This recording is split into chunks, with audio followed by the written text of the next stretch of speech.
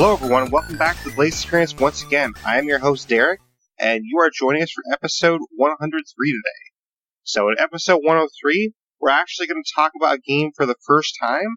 This is going to be a preview podcast, which we don't do a lot on the podcast, but we have done a couple times before. We have done a preview podcast technically for Sea of Thieves before it came out, because we talked about that a little bit before it came out. And we also did a preview podcast for Generation Zero as well. And then technically we talked about the Fallout 76 beta, so that could be considered a preview as well. So we have done a couple of preview podcasts in the past, but we just don't do it often. But usually when we do a preview podcast, it's typically for a game that we plan to talk about a lot more in the podcast in the future. The only exception to that was Fallout 76, but Sea of Thieves we talked about a lot more after it launched.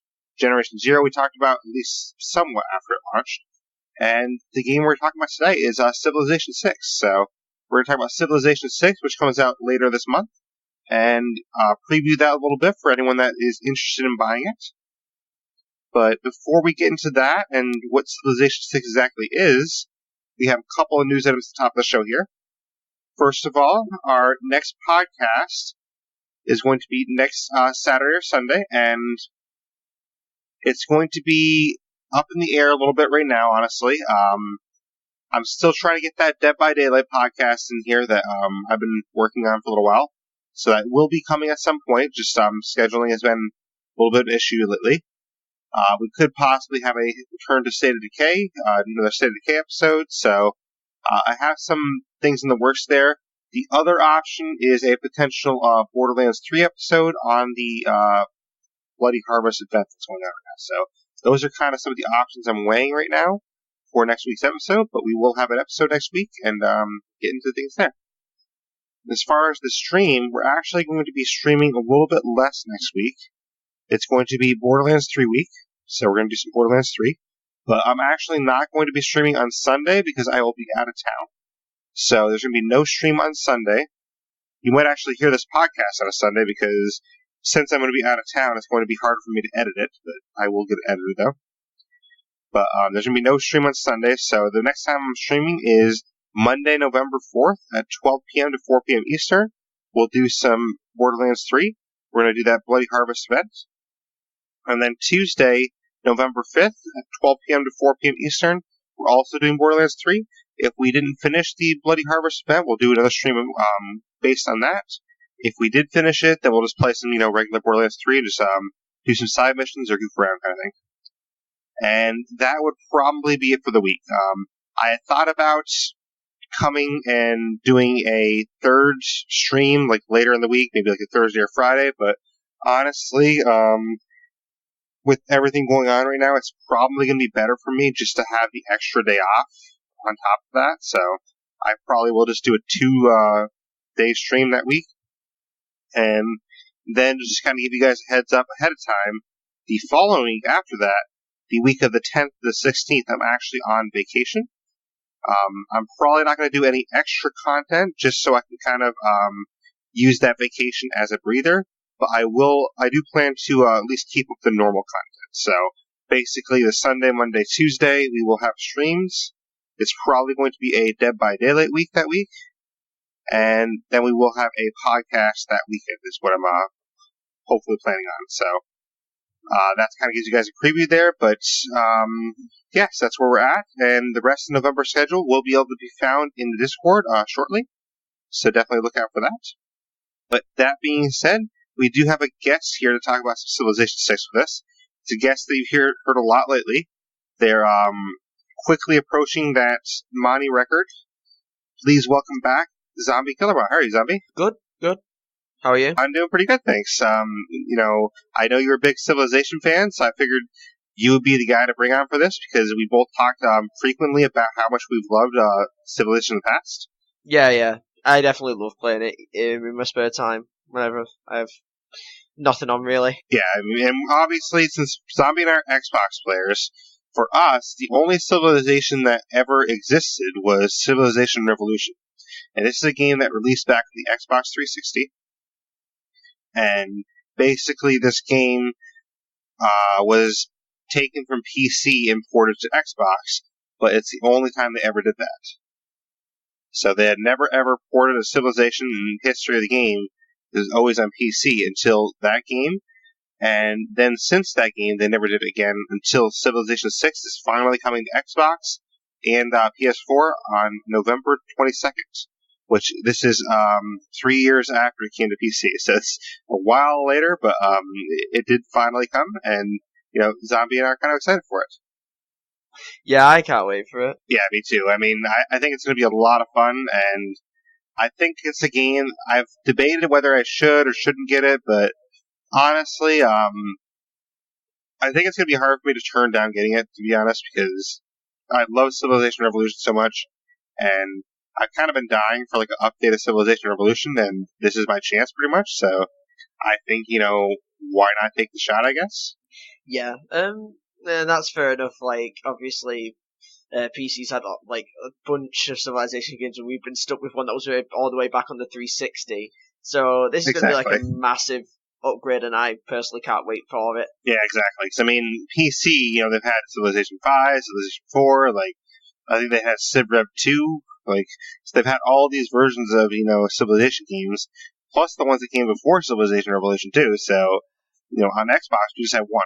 We have one game, and it's like, okay, well, I think the game came out in, like, 2013 or something like that, so it's been like 6 years since it came out, and that's all we've had to go off. It's like, while Civilization Revolution is still an awesome game, and while I still sometimes play it to this day, it is a little bit dated now. Yeah, it definitely is, considering like when you look at gameplay of obviously Civilization 6, there's so much more stuff with that now than there is obviously in Civ-Rev. Exactly, which is something we're going to get into more in detail during this podcast, but for Civilization 6, for starters, I mean, the Civilizations has always been a really cool thing about the Civilization franchise, and I love how in Civ Revolution, where there's all these, famous leaders that you could play as and have, like, different bonuses to their civilizations. You had, like, Gandhi from the Indian civilization, you had Napoleon for the French, you had Lincoln for the Americans, you had all these different people, Mao Zedong for China,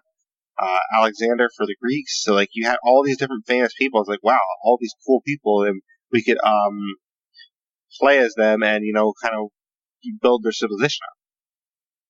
Yeah, I love all the bonuses. I personally had my favorite people I played as whenever I played Civilization Revolution.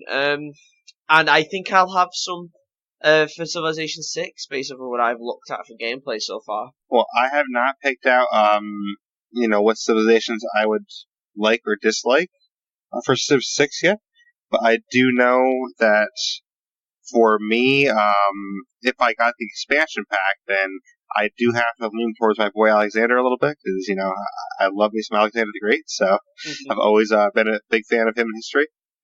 Yeah, you just love that courthouse at the start of the game, don't you?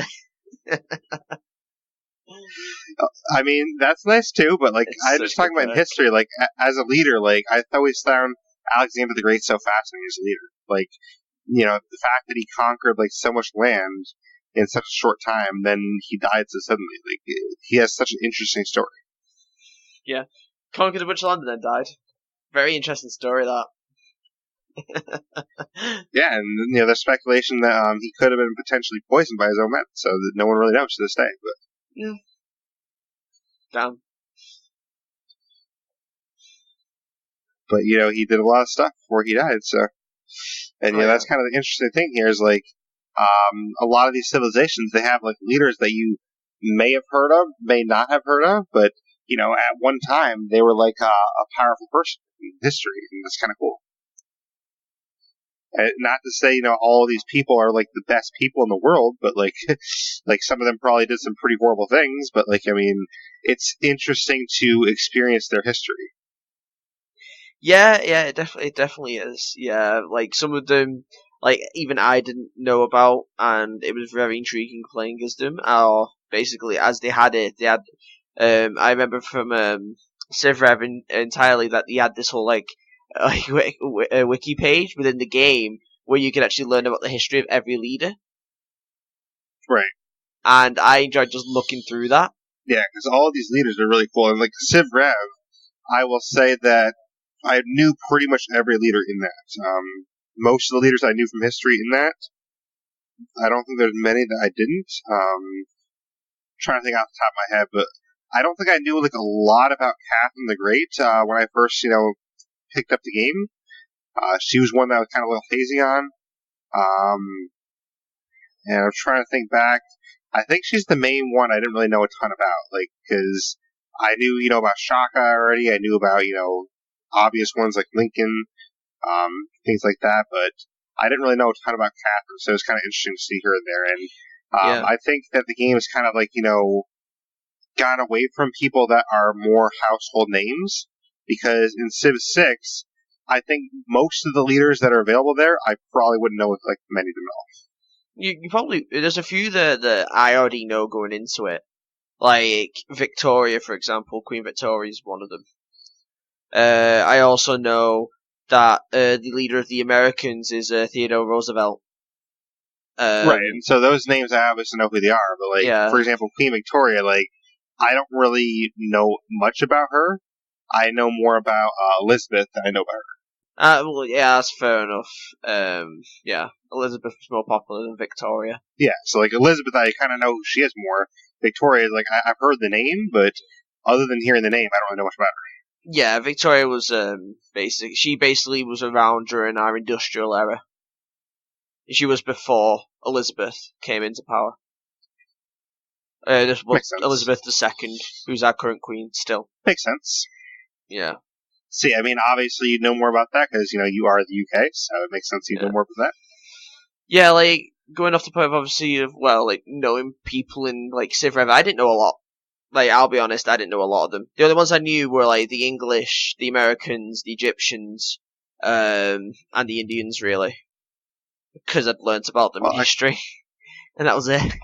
Yeah, I'll see if I can pull it up real quick. Just so I can see which ones I might not have known I'm forgetting. But while I'm doing that, do you want to talk about in Civilization 6 some of the new civilizations that we have that might not have ever been featured in Civilization before? Yeah, there are a lot of new ones, including if you were to get the expansion. You can have people from Australia, which is a new one that came with DLC. You got you got the leader of the Maldi, which is an island coast civilization. There's another one like that as well, but with this as well, with other civilizations, there can be additional people. So for example, there's 2 leaders you can pick from both from the Indians, and there's 2 leaders you could pick for both the English and the French, and it's the same leader for both of them anyway. I kind of like that twist of obviously, when you pick England, it's you've got 2 choices. You could pick Victoria, who's the standard one, or you could pick Eleanor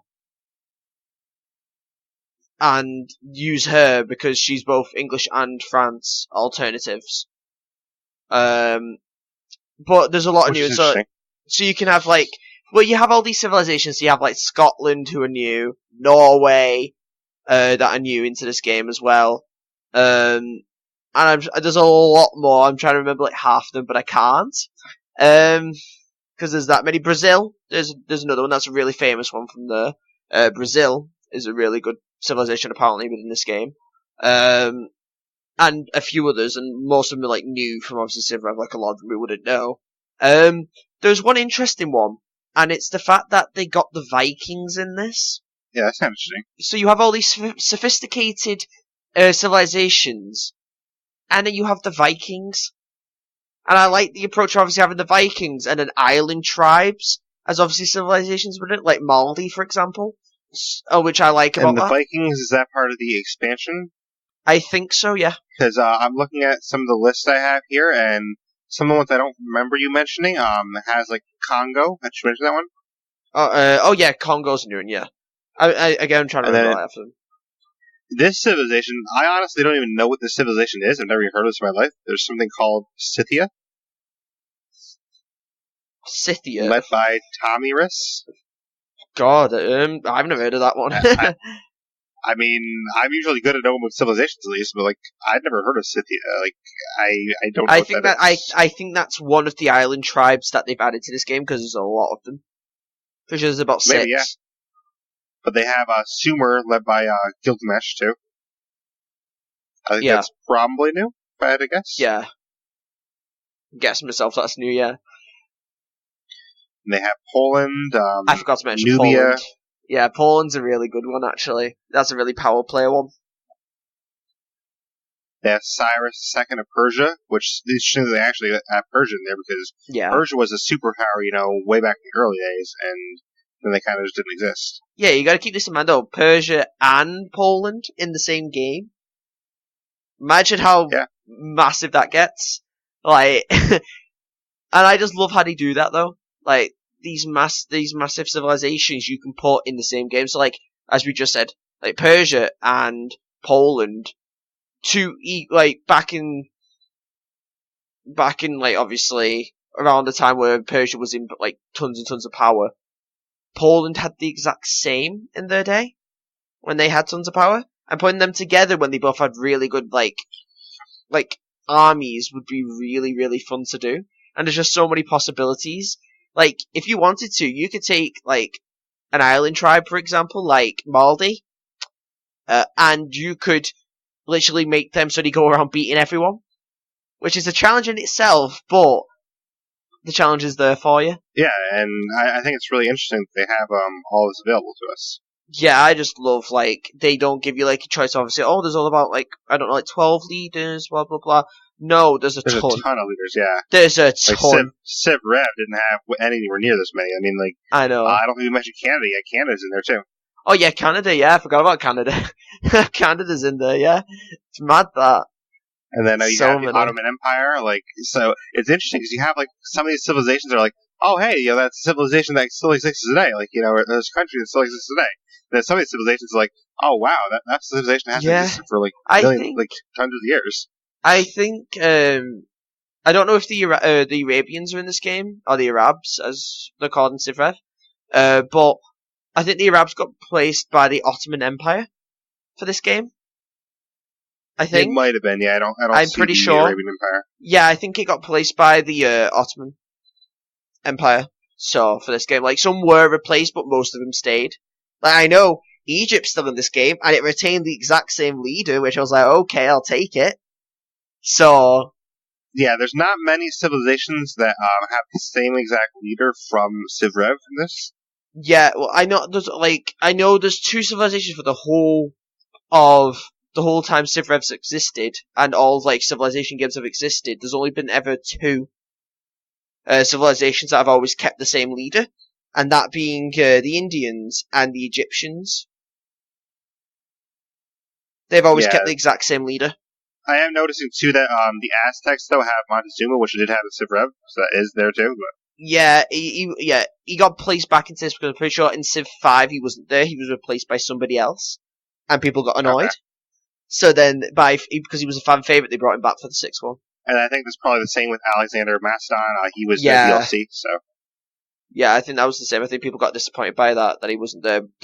And he'd been there for like the rest of them, but he wasn't in this one for some reason. Which made no sense. And they have Genghis Khan back as well, so I think that's kind of the same thing where they brought him back. Yeah, a few that they kind of got rid of in like Civilization 5, they brought back for 6 because people got annoyed, essentially. I'm really surprised that they didn't bring Napoleon back as like some kind of DLC though. Napoleon I thought was pretty popular, but yeah, I think he kind of lost his touch by the time we got to like Civ, like I think it was like Civ 4.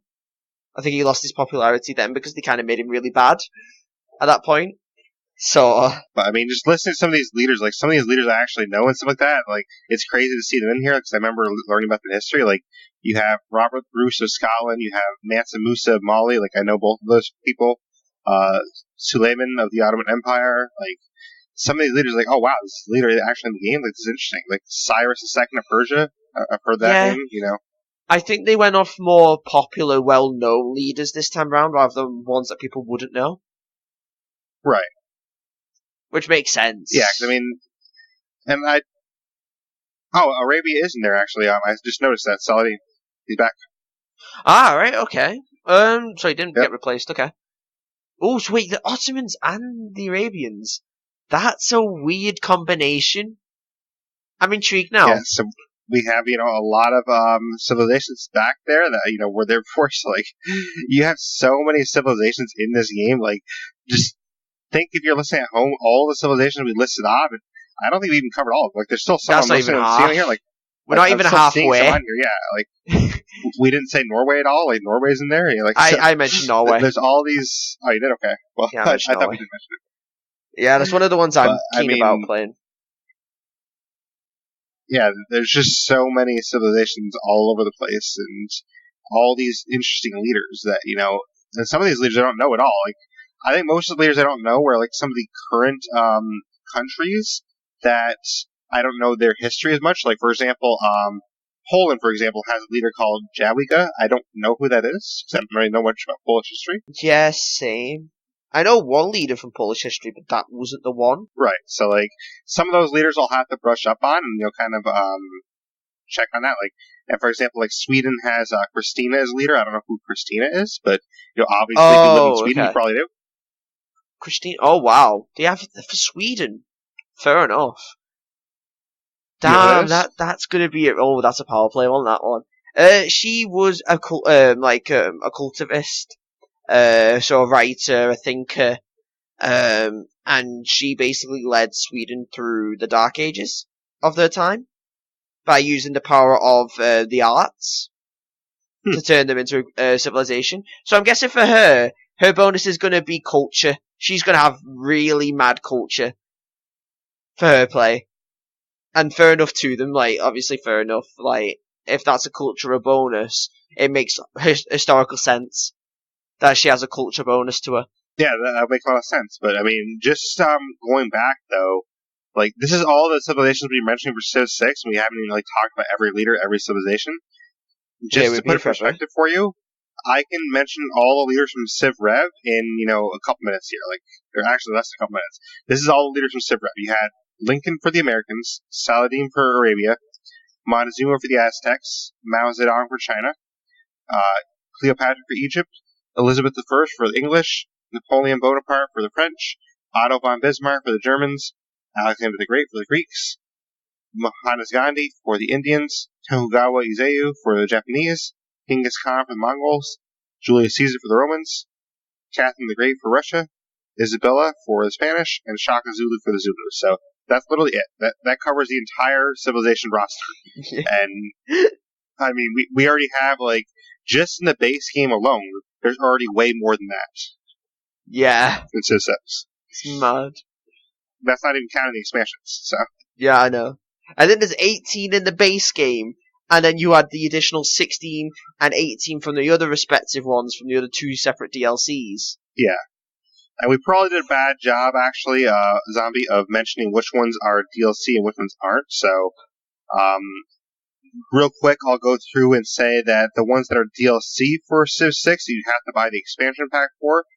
Looks like Poland, Nubia, Australia, Macedon, Persia, Indonesia, Khmer, Canada, the Cree, Netherlands, Hungary, Inca, Korea, Mali, Maori, Mapuche, Mongol Empire, Ottoman Empire, Phoenicia, Scotland, and Sweden. Those look like all the DLC ones. So anyone mentioned that's not in that is base game. That's crazy that all that's in the DLC. Like, and even in that DLC list, there's a lot of that we didn't mention yet. Like Netherlands and Hungary. I didn't know that. Wow. Okay, that's weird. Like, you could have a full European game. Yeah, you could. You never know. That's mad. You could have had a full European game. That's sick. Well, what's interesting is with this many civilizations, I mean, even if you play the game nonstop for like a month, there's probably going to be civilizations you still haven't faced yet. Yeah. Because, like, there's probably going to be like, oh, I've never faced that civilization before. Yeah, it's randomized so much. Like, and to get a point, I think that obviously we were talking about earlier before we started, obviously, of like how many people would actually be able to be within a game.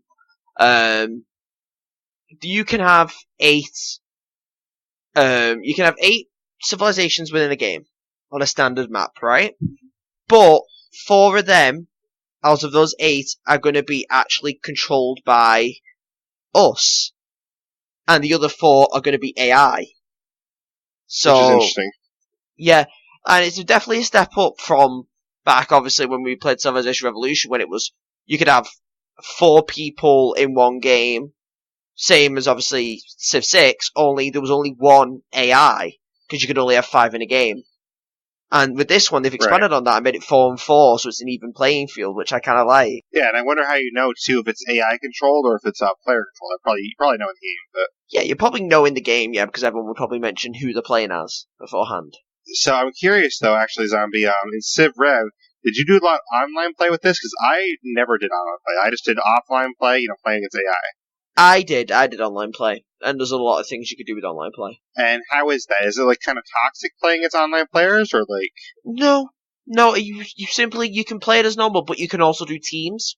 There's, different things, so you can do free-for-all, where everyone's, for themselves, or you can do teams where it'll be, 2 teams of 2, and a solo Civ on their own, which will normally be the AI, and they basically are on their own versing everybody, while 2 teams will verse each other. And when you do online, any spaces that aren't filled by actual people become AI as well. So that makes sense. Yeah. And they did have a timer as well, that they had at the top of the screen, so everyone's taking turns. But they don't take all individual turns. You all have your turn at the exact same time, and there's a clock at the side that used to tick down. And there would be some people that would spend all their time wasting the clock. So if you finish really quickly, you could do stuff fast, but people were really slow. It was evened out, so if you did all your stuff really fast, you'd have to sit there and wait for everyone else to finish their turns. Well, that kind of sucks then. Yeah. But at the same time, it's good because then you can get a look at the playing field so you can plan your next move. If you're a fast thinker. Which I like. I guess that's true. Yeah, you have more time to think. So, I mean, did you find it hard going against real players versus AI? Did you find the AI more difficult than real players? I'd say if the real players know what they're doing, then they become a really bad issue for you. But the AI can be a real pain as well, because they'll just try to immediately, whenever they get the chance to, they'll blindside you. They will try to backstab you. They'll try to extort you out of stuff, and then if you don't agree to any of that stuff, then they'll just go right for your capital right off the bat, and they won't even care. But they'll try to wipe out anything that's in their way, essentially. So if you have a city that's in the way of your capital, they'll storm that first, and then storm to the capital immediately. Yeah, and I know the hardest difficulty, in Civ Rev for the AI, I think it was deity or something, and that was actually pretty insane. They're pretty aggressive on that mode. Well, what if I was to tell you that deity's not the highest one you can get to on Civ 6? Oh, what's the highest in this one? Emperor, which is above deity, and that's the last one. Yeah, the highest difficulty is Emperor. Dang, so I had a hard enough time on deity a lot of times, so... I think apparently the description for it, I'll have to go through it, is you're not supposed to win. Which is understandable. But, I was sure there's people that have won, though, so... Yeah. Interesting, though. Yeah, it definitely is. I'm kind of wondering what the achievements are on this, too, because, obviously, being an Episox are going to, include some achievements in there, so... I'm wondering if it's going to be kind of like Civ Rev, where you have to win with every civilization. Imagine if that was achievement. That should be worth at least 100 gamer score, because winning with every civilization on this, that's so many civilizations. Oh no, 500. 500. Due to that, how many are on here? Come on. You'd have to do some serious bloody grinding on this game just to even get that many. You would, yeah. And that even counts if you play as the island civs, which apparently are really bad apart from Maldi. Oh, so... Apparently, they're supposed to be really difficult to do. Not bad in the sense, obviously, people don't want to play them. They're a challenge to win as. Interesting. Because their bonuses don't really help. But it doesn't affect where you start, correct? These island civilizations, they don't automatically start you on an island, or? No. Okay, I think so. It'd probably help if you start on an island, though, if it's an island civilization. Well, on this game, the islands don't really benefit you as much. They just buy you time. Essentially. Well, that's kind of what always did in Civilization Revolution, too, though, is, Like, if I was on an island, then basically I had more time to build up before my enemies got to me. Well, for me though, like, because I'll be honest, my favorite civ that I always mained in Civilization Revolution was the Spanish, because they immediately got access to galleons that could roam the whole high waters almost immediately. Yeah, so I could awesome. I could just grab, I could just grab all the artifacts before anyone else could even get a hand on them. And like, yep, thanks, appreciate it. With this though, even if you are a civ that starts on an island, you'd have to build up a navy first in order to defend yourself. And then even if you did that, you'd have to research a ship good enough to actually go around. Because I'm pretty sure even the Spanish on this now I don't think any civ has the trait of obviously starting with a ship higher up than everybody else anymore. Interesting. I think everyone starts with the same navy, but I think people get advantages to the navy, like extra turns with that navy, and extra movements. And of course, we've probably dropped the ball here, so I apologize, guys, but we never actually mentioned, for anyone that's not familiar, I assume that everyone knows what this franchise is, but for people that don't know what the Civilization franchise is, Zombie, how would you describe it? What is this Civilization franchise? The Civilization franchise is for people that love playing like a strategy game, a very strategic game, and you basically have to work to build whatever civilization you have to win the game by different means. So you could play a game of just pure culture, converting cities to your culture, building massive, well-known, like artifacts like buildings and much more stuff. Or you could win, wonders, yeah. Or you could win by basically making it so your technology is like the best in the whole game, and then using space travel. You could win by basically just having a ton of wealth and then building a massive world bank and winning the game that way. Or you could just simply do domination, which basically would be charging every single civ with a massive army and taking over everything that stands in your way. Right. Specifically, you have to take out the capital. Yeah, basically to win the game, you'd have to take over every single individual capital of every civilization to win the game. You don't even need to target the cities if you don't have to. To be honest, though, I don't know if you did this, Zombie, too, but I usually went overboard. I didn't just go over the capitals. I wanted to wipe them off the map completely, so I just destroyed the entire civilization. I did the same, so they didn't come back to bite me later on. Yeah. Because especially in Civ 6, domination, you need to make sure they're wiped out entirely, because even if their troops get wiped, like even if you're, unlike Civilization Revolution, where you could, once you had all their cities gone, all their troops would leave the game. Civilization 6, that doesn't happen. They could easily go and capture another city and come back into the game. Even if they are dead. Actually. I like that. So like, that means, like, say they have, like, a roaming army of, like, hoplites or something like that. Like, there's just random roaming hoplites, and, they roam around the map long enough to actually capture the cities and reach back in here or something? Yeah, they get brought back right back into the game, yeah. Interesting. They'd have to start from the bottom again, but they could get brought right back into the game.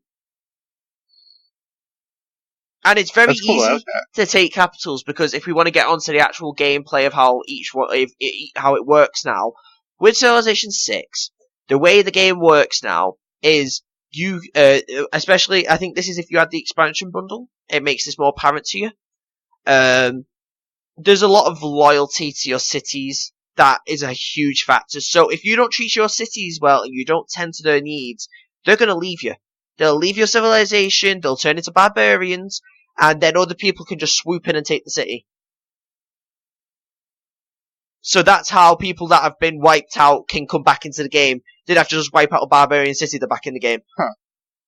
And this whole loyalty thing you're talking about, that's something that's definitely new to me. So, like, what would you have to do to take care of a civilization to not have to use it? Okay, so to take care of like a civilization, it'd be like, have a good culture, have a good population, make sure you're not having overpopulation, make sure that you have enough food to actually feed your population, and make sure obviously you have enough people that actually can defend the place as well.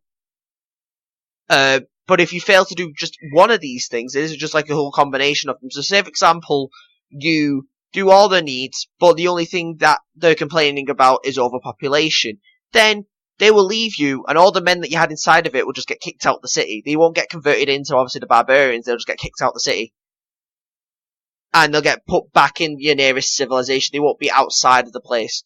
But when that happens with, obviously, this whole loyalty system, it can happen to anyone at any time. And it's what the game calls a dark age for your civ. Because you can have many...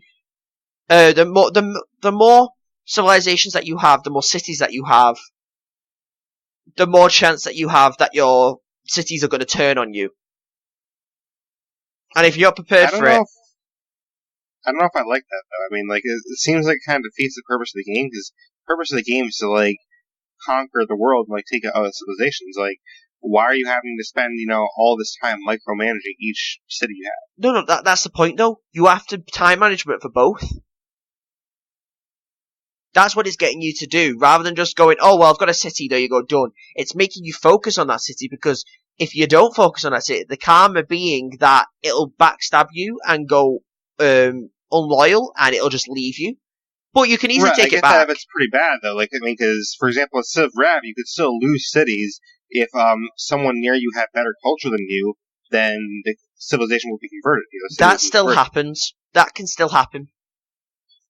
And that's fine. I'm fine with that, because then basically you have to build up a wall to prevent that, or you have to get your culture back up there. So I'm fine with something like that, but, like, it sounds like here, you're like, oh, shoot, I took too many guys out of the garrison, and now they're pissed off. They left. Like, that seems kind of harsh that, like, you do one little thing wrong and leaves it automatically.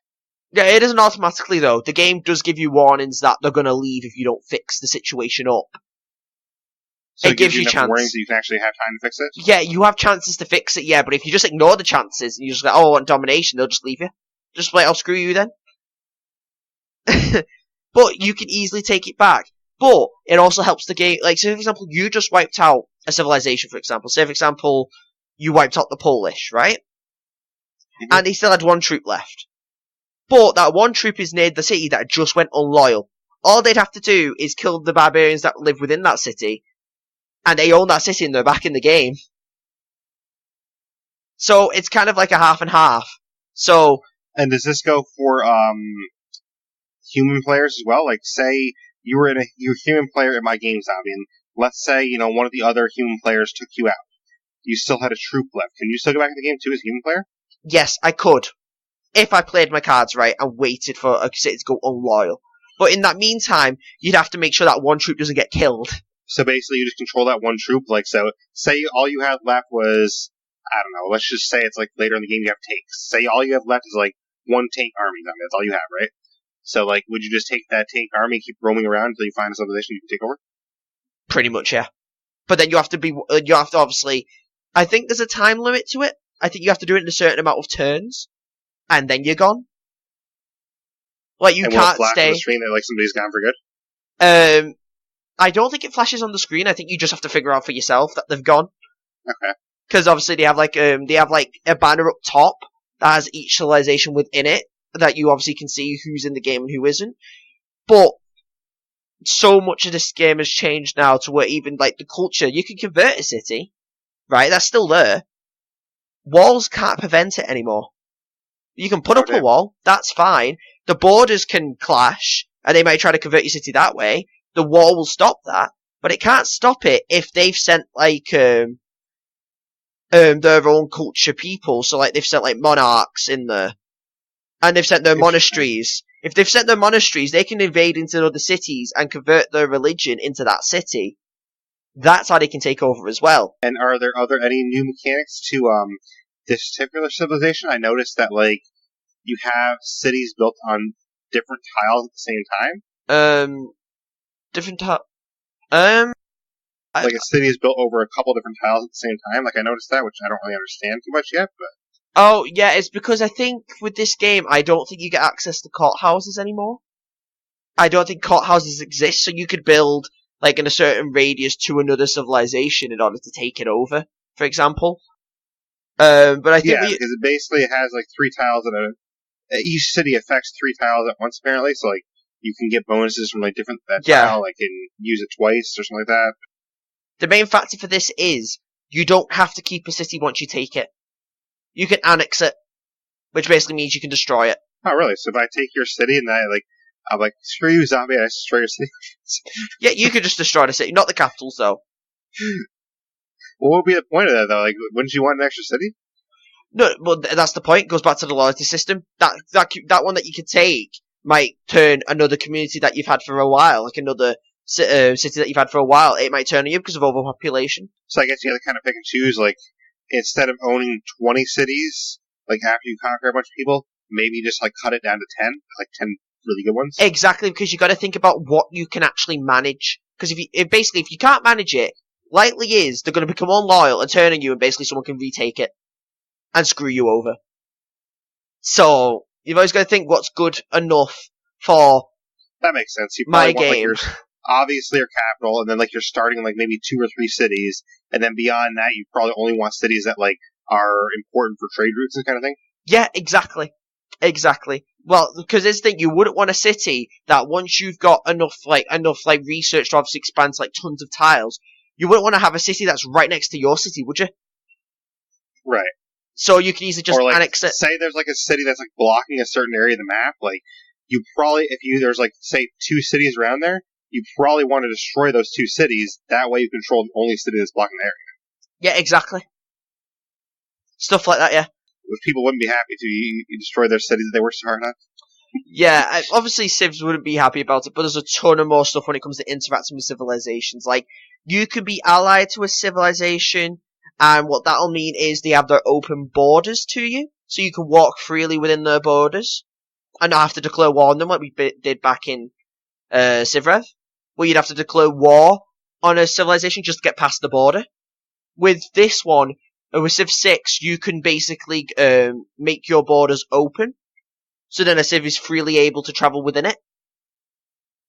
Interesting. Or you can close them and basically they can't get through anywhere. And stuff like that. So if you're allied to a Civ, so say for example we're allied to each other, Blaise, right, and I wanted to get through your thing, you determine that. Like, if I get through your borders or not, if I need to get to a place. If I need to go, I need to get past you so I can discover the rest of the map. You could simply just go, well, no, I'm keeping my borders closed, you'll have to find another way around. Or you could go, okay, yeah, sure, let me through, and then close the borders. So border control, you can control how all that works. That's really cool that you can do that, actually. Yeah. Or I could say no, and then you can just be like, well, I'm going through anyways, and you can declare war, right? Yeah, exactly. I could just, well, I'm going through anyway, I'm going to march my way through, and declare war on you. Or I could probably do something sneaky and, like, let you through, close the border, and then attack you after you're through, right? Well, you could do that, but in doing so, you'd affect other civilizations around you. And this is what I'm getting onto now. Each civilization has their own different agendas to what they want to do in the game, right? And they don't like certain things that you'll do. For example, Gandhi's a brilliant example of this. You go around attacking everybody, he's immediately going to denounce you and declare war on you because you're a warmonger, and he doesn't want you there. And it'd be better for everybody if you were gone, because all you're doing is killing everyone. Interesting. So basically, what you've got to think about is your likes to dislikes. So, say, for example, I come through and then you kill me. Too, yeah, if I did that, people are probably not going to trust me as much for allies, right? Exactly, yeah. You're going to start to lose trust in other people. Or what I could simply do is ruin your reputation. There's stuff you can do stuff like that. How do you do that? So say for example, you did what you just did to me then. You've ruined your reputation. Like, simple as that, you've just ruined it because people think, oh, you're nice and peaceful, and then you immediately backstab me and declare war on me. People won't trust you then. That's the point. Your reputation's on the line. It's probably different, though, if, say I let you through and then you start attacking me, then it's probably different if I kill you after that, right? Oh, yeah, that's self-defense. Okay. Yeah, exactly, because then they all don't trust me because I was the one who backstabbed you. That's the point. Right. Reputation comes a long way to having alliances within the game that help you out in the long run. But there are some people that simply go and don't like you being peaceful. One of them being the leader of the leader of the Sparta. She doesn't like when you don't have an army, or she doesn't like when you basically take the coward's way out if you're being extorted and basically give them what they want. She'll basically then contact you and call. Yes. So basically, if you wanted to keep an allied group on your side, and they basically asked, "Okay, could you give us some gold to help us out?" Like, honestly, if you're playing a good game, like, of obviously having allies, you'd say, yeah, sure. You're like, fair enough. Like, say, for example, me and you were working together, and then I contacted you saying, well, I need some gold to finish this so I can help you out. and you went, okay, sure. She then immediately contacted you going, well, you're a coward. Because you fell for extortion. And then I immediately contact her and be like, you want to bring it? We'll take you on 2-on-1. Oh no, she denounced you for being a coward if you do it enough times. And then when she denounces you, she'd probably end up clone warring you later. Well, that's what I'm saying, though. I mean, it would be like, well, you don't like it? Then fine, fight Zombie 2-on-1 then. Well, why would I want to do that, though? Maybe she's friendly to me. Oh, alright, then I'm fighting you too, Zombie. Yeah, it's just... You gotta have my back as an ally, you know? Well, who says I'm an ally? You just said you were my ally. I gave you gold. Yeah, you gave me gold. But maybe I extorted you out of it. No, that's the reason she wouldn't like you, Blaise, because I've maybe extorted you out of it. Not just gone, oh, can I please have this? I've gone, give me this or else I'll declare war on you, and you've accepted. She calls you a coward because of it? Oh, yeah, that I don't do, but, like, if you're an ally and you, like, ask for gold, I might give it. Oh, yeah, fair enough. She won't say anything about that. She'll be like, okay, fair. They've asked you. But if you give in to extortion, for example, maybe you have to because, or else you'll lose the game. She'll then contact you and go, well, you're a coward. Right. And then she'll denounce you. Basically, there's different, like, morale things So to what this. else can you do with the alliances in this? Like, can you say, like, hey, you know, the Germans are after me, like, I need some help. Can you come help me? Can you say it's an ally? Yeah. And they might send troops to help you out and stuff. Interesting. That goes for AI, too? Like, say I'm ally with, I don't know, let's just say the Americans. I'm ally with Americans for AI. Can I be like, hey, American leader, can you come give me a hand here? You know, like, can they send me troops? Yeah, they would do, because they're breaking a rule that the Americans have, which is don't cause wars on their home soil. Which is the thing Roosevelt will hate you for. If you start causing wars on a place where where he lives, like a continent where he lives, he's going to get pissed off at you for doing that. Because he doesn't like it. Interesting. So, each different person has their own preferences to what they like and what they don't like you doing. And if you do something they don't like, they're going to let you know that they don't like you doing it. And they'll give you a chance before they end up denouncing you. And basically, if they denounce you, that means they won't ever trust you again until you've done something to gain their trust again. And they might start ruining your reputation, because obviously you have people that don't trust you, so it's a bit of a, meh, do I trust them, do I not? But also then, a denounce could go straight into, I want to declare war on you, simply because I don't like you. So... That sounds pretty cool. I like how this game is advanced now. Is there anything else we haven't really covered yet? Well, each Civ has their own secret agenda that isn't known until you start the game. Right? The only one we know, is the Indians. Their one's guaranteed right off the bat what they have, right? Like, each hidden agenda is something that they want to strive to go towards. So, Maldi, for example, which is obviously an island coast, they want to have a wealth of gold as their secret agenda, right? Okay. And it's based on their personalities. So their hidden agenda would be like, so for Americans, their hidden agenda would be, diplomatic relations with everybody to be good. And that's the thing I haven't mentioned. There's a new way of winning this game apart from domination, economy, culture, and science. You can win by a diplomatic victory. And how do you win that?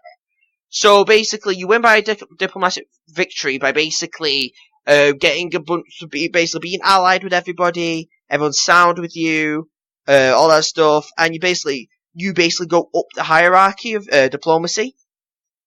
And once you reach the very top of your diplomacy, that means basically you lead diplomatic relations for the whole world. You can win that way. Interesting. Is that kind of a hard way to win, do you think? I mean, it seems like an interesting trial. I'll definitely try it out. Yeah. It is hard to win because people can immediately catch on to what you're doing and then just go, well, I'm not allied with you anymore. Ruins diplomatic victory almost immediately because then they're not allied with you. Your diplomatic status will start to go down. If you're playing with human players, it's probably, like, impossible because they would just cancel an alliance automatically, right? Well, no, not necessarily. You could win by having a diplomatic victory with all of your AI. The AI could love you and it still goes all the way up. But it'd just take longer to get there.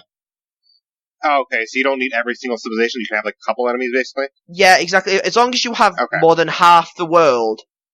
Well, basically, if you basically have half the world in a diplomatic relation to you, your hierarchy is going to keep going up. But Okay. what happens if, for example, another Civ comes in and destroys that? Then you can't win, because they've destroyed your only chance of doing it, because they've just wiped out the AI that you've been with. So there are ways to stop Seems it. interesting. Yeah. That's interesting, though. Well, just like there's ways to stop other things, too. I mean, like... There's ways to stop every somebody's victory. There's ways to stop everything. Like, and I assume with like a domination victory, I mean, you wouldn't need all. Would you still need all the capitals or no? Yeah, you need probably all. Would need all. Oh, you would. Okay. Yeah, you need all the capitals. Even though it's 7 this time. So yeah, it'd be about like 7. Jeez, that's a lot more than 4. yeah. Here's the point though. If they're allied, then they could easily call in troops to help defend their own capital if they're allied to somebody. So it makes your job 10 times more difficult because you basically have 2 worths of civilizations defending one capital. Interesting. Yeah, in Civ Rev, I always liked the domination victory. You know, it's obviously a lot of fun just destroying everyone. I did also like the technology victory, which is a little bit cool, but it kind of took a while to do because you had to build that spaceship and stuff like that. Do you still have to do that in this game? Yes, but but they could probably get like people to come and sabotage it. Okay. And I did like the culture victory too. Like, I remember one of the achievements that I did is like you have to win the game with only ever having one city. I think I did that with the French because I think with the French I got a culture victory just by expanding their culture and only having Paris in my own city. So. Yeah, you can do stuff like that, though I wouldn't recommend it because all it takes is for the civilizations to turn on you and attack that one capital, and it's game over. Right. Well, I did that for the achievement, though. That's what I'm saying. It's like there's an achievement in Civilaztion Revolution where you had to win with one city. That's it. So I did that for the achievement. Yeah. But honestly, the one victory I really did not enjoy at all was the economy victory. Like, I only went for that if I was playing with Montezuma because he had the extra gold. But other than Montezuma, I'm like, I don't really want an economy victory. Yeah, well, the way you do, like, obviously, like, each obviously, like, victory that you can have, is tailored to what civilization you play, because each one has their own skill sets that they're good at getting to a certain victory quicker than others. And do you have, like, lists of all their skill sets on hand, or no? No, I think you have to remember them. But it becomes pretty apparent, based off their traits, which ones to go towards. When you get used to each character. So, for example, Maldi, all they want is gold. What do you think they're going towards? Economy, yeah. Exactly. The Chinese, Chinese want to make sure they're friendly with everybody. What do you think they're going towards? Oh, really? Okay, I thought they'd be technology, because Zidane was definitely technology. No, it's weird this, because they've changed it. Japan is your science people, and the Chinese want diplomatic. Yeah, and the Chinese want diplomatic relations. I especially love the English one. The English one is hilarious. So, what about my boy Alexander, though? What does he go for? What's his thing, you know? There's a few that are balanced so they can go for whatever. There's a few civs in there that can go for whatever. So the Americans are tailored to go for whatever. They could go to any one of them. Alexander? Alexander could go for any one of them, because his skill set is balanced to that. Like, the Chinese would have more balanced towards, obviously, their trading and diplomatic relations, while some would suffer. So, like, for example... Do you know what his, special bonus is, even, or no? A special bonus for Alexander, I'm not sure. Okay. I know it isn't a courthouse anymore. He has DLC too, though, but... Yeah, I'm pretty sure it's culture now. I think he tails towards more culture, but he's balanced. I know specifically for the English, she's balanced, but hers go towards culture and economy. So she can do both, like some tailor towards 2. Fair enough. But I personally love the thing that she hates you for, and it's really, being really a bit of an ass to people. But basically, she hates it when you settle on a continent before she's done it. That's funny. Yeah, I knew you'd laugh. That's like the funniest one ever. You could be a real asshole, essentially. So it's like, oh, well, how dare you settle on this continent before I have? That's what I imagine her doing. Because that's what she hates you for. So if for example, you're playing as the French, and you've settled on a continent before, she'll contact you going, "What are you doing? Why are you settling on this before I have?" Nice. So that comes into factor as well, because then she'll probably get really annoyed at you and then not like you and all that stuff. But you don't know which English person you're getting, because this is what I'm getting onto now with the alternative civs. You could verse the Indians, for example, and not actually verse Gandhi. Yeah, like you could verse the other person who has a completely different skill set to Gandhi and what he's tailored for, and has a different agenda to Gandhi entirely. Same with the English. Okay, English and France. They go towards economy and culture, right? You then do the DLC, and you can play as Eleanor of Aqueduct. Aqueduct. Ugh, I hate French words. And she could be a leader for both the English and the French as an alternative, because she used to lead both of them in harmony and in culture. So I think you can guess what she's tailored to. That's cool. It seems like there's a lot of depth with this game too. That things can go many different ways. Depending on how you want to play it. I really like the depth they actually included this. Yeah, I love it. I love it as well. Perfect game for a strategy enthusiast. Yeah, exactly. So you could have the English, but it might not be Victoria. If it's Eleanor, then you're fine landing on a continent before she has, because she won't be bothered. Just as long as you've got a nice functioning city near her area, near her borders. She gets annoyed at you if you have a city that's just really bad, and it looks really bad, that city. She then gets on to you about it. It's like, well, I don't... You'd have to, learn everyone's tastes. So. Yeah, that's the point, yeah. So Eleanor's taste is basically, as long as you have a nice fluorescent city in front of her borders, she won't be bothered. But if you don't, then she'll be like, well, I look out the window and see, this, and she won't like you because of it, because you're ruining her culture. I wonder what Alexander hates then. Good question. We'll guess we'll find out, won't we? Because I don't even know that.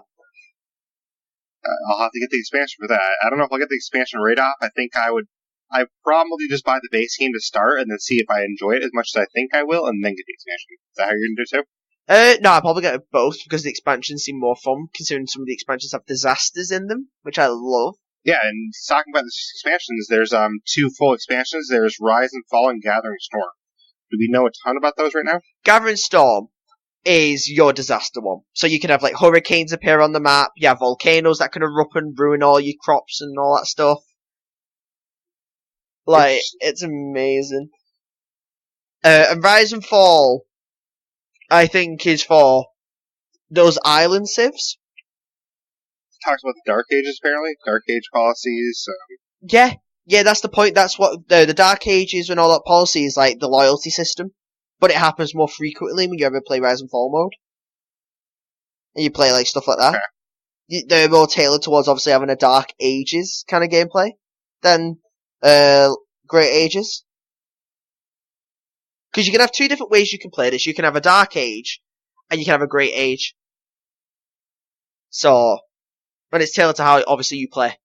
Hey, Telltale reference. Yeah. Essentially what it is, though. Yes, I mean, if you get the expansion pack, that basically includes the Rise and Fall, it includes the Gathering Storm, and includes all these other civilizations we can talk about that are bonus civilizations. So. Yeah. And then apparently there's a free update added to multiplayer called Red Death, too. That is... Which is compared to Battle Royale. Yeah, that is Battle Royale. It literally is that. You basically have to be the first civilization to get extracted from a nuclear wasteland to win the game. But it isn't with civilizations. It's with a completely different set of people. So, like, you can have, like, bandits, outlaws, scientists. And they all come with their own different perks, but the aim of the game is basically to beat everybody to extraction. And win. Basically, the aim is to get to the extraction point and hold it from all the other civilizations that are going to come in and try to take it. To get extracted and win the game. So. Well, this does seem intense and everything, and I mean, I think I would probably want all the expansion, but I would probably just want to try the base game first and make sure I would enjoy it enough, because, I did just get Borderlands 3, that I got the whole package for, so I don't know if I want to do another full package of the game until I know if I will enjoy it fully. Yeah. That's fair enough. But yeah, I think we cover pretty much, the preview of it. And this does come out on November 22nd, like we said. So, any Xbox or PS4 fans that want to get into some Civ 6, that is when it comes out. Most likely I'm going to be streaming it. So, 22nd is a Friday. So basically the last week of November, if I do get this, which is probably like a 90 to 95% chance I will, then the last week of the month would be Civ 6 week, where I just stream Civ 6 that week. And I might even do a bonus stream on release day on the 22nd. I might have to work that day, so it might only be like, 4 hour like during the day kind of thing, but I might do a release stream or something like that. Yeah. But, I'm looking forward to this, Zombie. I mean, I can't wait to, get Civ 6 in there and have some We need to play some Civ. Yeah, that's one thing I actually thought about doing is, in honor of this game releasing, I thought about doing a stream of Civilaztion Revolution to kind of honor it, and I think we should include that as a bonus stream somewhere. Yeah. So maybe we'll include that in there somewhere. Mm-hmm. Heck, maybe what I can do, just look at the schedule now, because I didn't announce any schedule yet. Maybe what I can do, and everyone kind of hear this in the podcast now, is next week I said there's the 2 Borderlands 3 streams. Maybe the week after that, my vacation week, I can stream some State of Decay 2. And the week after that, maybe what I can do is do 2 days worth of Dead by Daylight, and then do the third day as a special Civ Rev day. Maybe that's what I'll do there. Okay. Because, basically, I'm thinking, the 17th, 18th, I could do, some DVD. And then maybe Tuesday the 19th, which is, 3 days before Civ 6 comes out, maybe I could do a Civ Rev, kind of a callback, a couple days before the new game comes out. Right.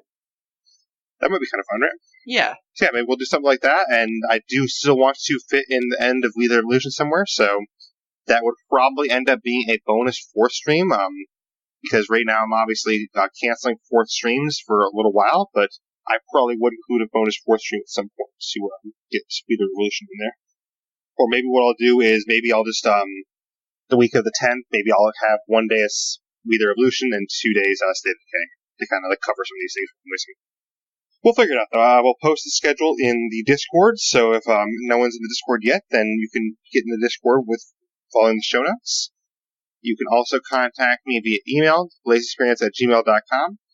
You can contact me via Xbox Live Gamertag or Twitter @BlaiseXperience. That's capital B LAISE, capital XPERIENC. So those are the main ways to contact me. I'm also on YouTube and Facebook, but I don't get on there as often. But I do appreciate everyone that's following there as well. And Zombie, how can people contact you if they want to contact you? Well, you can find me most times in Blaise's streams. You can also find me in the Discord. And I stopped doing night streams, so, Zombie's basically there every stream now, because he missed some of the night streams, but I don't do night streams anymore right now, so. Yeah. So you should always see Zombie in the stream, usually.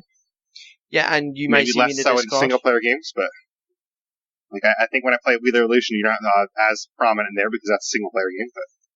Yeah. But, Zombie, I think we gotta play some Civ 6, and I think we gotta take over the world together. What do you think? Well, it depends if there's teams, though. We could be the last two. Well, we could be the last two standing, then we can take each other out. Fair, that's usually what I do with my mates whenever I'm playing Civ Rev. Yeah, let's do it up. Let's just take everyone out together, and then we just go ahead and have the end. Yeah. At that point, I'd probably win, but just saying. Oh, you call me out now? I see how it is, Zombie. I see. See you in the battlefield then. Yeah. But hopefully you guys enjoy this. Do you have any last comments about Civ 6, Zombie? I mean, I'm super excited for it, and I definitely want to try all this new stuff, because I think it's going to take me a while to learn all this new stuff, so probably that first week I'm probably going to be clueless, be like, wait, what does this do? But eventually I will learn the new stuff. Yeah. I just can't wait for it. But just in general, just can't wait. Same here. So if you are listening to the podcast, you obviously know how to find it already, but if you want to find it other ways, it is located on Stitcher, Spotify, Google Play, iTunes, Radio Public, Podbean, Blueberry, so many other directories. So if you literally just type into your search bar of any kind, the Blaise Experience, you will find us. And if you don't want to use any other apps, if you want to just, have a podcast downloaded to your phone or something like that, and you don't want to have any extra apps on your phone, that is fine too. If you join my Discord, then there is a direct download link section there. All you have to do is click on the direct download link. It'll download that one episode, and you won't have to have an app on your phone. So like say, I only want to hear about your Borderlands episodes. Then all you'd have to do is just go to my Discord, click on the Borderlands episodes, and then they'll download those, and you don't have to hear the other episodes if you don't want to. I would definitely appreciate it if you subscribe and hear the other ones too. But if you like only a certain topic or something, then I completely understand that, and that is an option available to you. And then last but not least, of course, we do have a Patreon. If you want to become a Patreon member for as little as $1 a month, you can help support the podcast and help us, grow. And basically, there's some extra rewards with that. For example, for $5 a month, you get extra bonus podcasts, so you can check some of those out. And then we also have a merch store as well. So the Patreon is going to be patreon.com/Blaise XPerience. That's patreon.com/Blaise XPerience. The merch store is going to be Teespring, teespring.com/Blaise XPerience, which is obviously BLAISEXPERIENCE. And in the merch store, we have pillows, we have coffee mugs, we have t-shirts, stickers, you name it. There's a lot of stuff there. There's some leggings, a bunch of different things. So check that out, and I would definitely appreciate you doing so. But Zombie, thank you for being here again. Yeah, no problem. It was fun. It was. So we will see you again next time, and I can't wait for some statistics. Yep, me neither. Thank you, everyone, for listening to Blaise XPerience.